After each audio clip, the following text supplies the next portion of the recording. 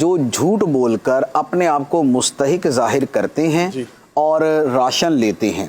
یہ جو راشن لینا ہے، جو بندہ مستحق نہیں ہے اور وہ راشن لیتا ہے، اس کا راشن لینا حرام.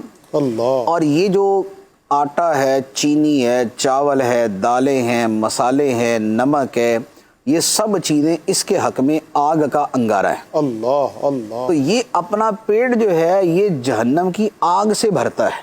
ٹھیک. یہ اس کے لیے لینا حرام.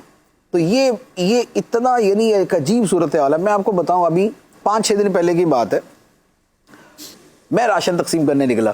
ٹھیک. تو بوریاں وغیرہ جو نا وہ تھیلے وغیرہ رکھے ہوئے تھے. تو ایک کچرے والا تھا نا، جو یہ صفائی والے ہوتے ہیں، وہ صفائی والا جا رہا تھا، تو بیچارہ وہ تو غریب ہی ہوتے ہیں. تو میں نے اس کو اشارہ کیا، تو میں نے کہا یار یہ ایک آپ تھیلا لے لو.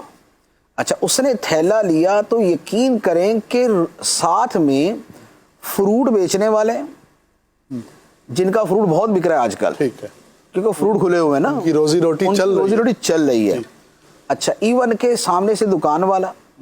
آپ کو پتہ نہیں آج کل کے حالات میں کیوں بانٹ رہے ہیں لوگ.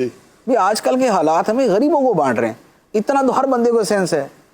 تو ہر طرف سے جو نا وہ لینے والے آ گئے. یہ واقعتاً ایسا ہے کہ جس کو کہتے ہیں نا کہ عادت کے اندر، عادات کے اندر، مزاج کے اندر ایک قسم کا تھوڑا سا انفیریئرٹی میں کہوں گا وہ پائی جاتی ہے. تو یہ ایک بڑا عجیب رویہ ہے. راشن جو تقسیم کیا جا رہا ہے وہ مستحقین کے لیے کیا جا رہا ہے. جو مستحق نہیں ہے راشن لینا ہی حرام ہے، کیونکہ اس کو دیا ہی نہیں جا رہا. یہ اس کو دیا ہی نہیں جا رہا، یہ کسی کی ملک ہے، اور یہ ملک جو ہے یہ جھوٹ بول کے لے رہا ہے، تو اس کے حق میں خبیث ہے. یہ ناپاک ہے، نجس ہے. یہ استعمال کرنا اس کے لیے حرام ہے.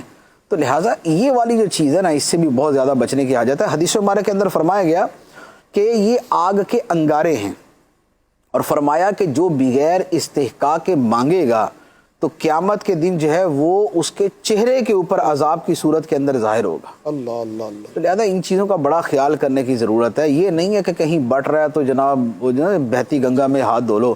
تو یہ والا رویہ نہیں ہونا چاہیے.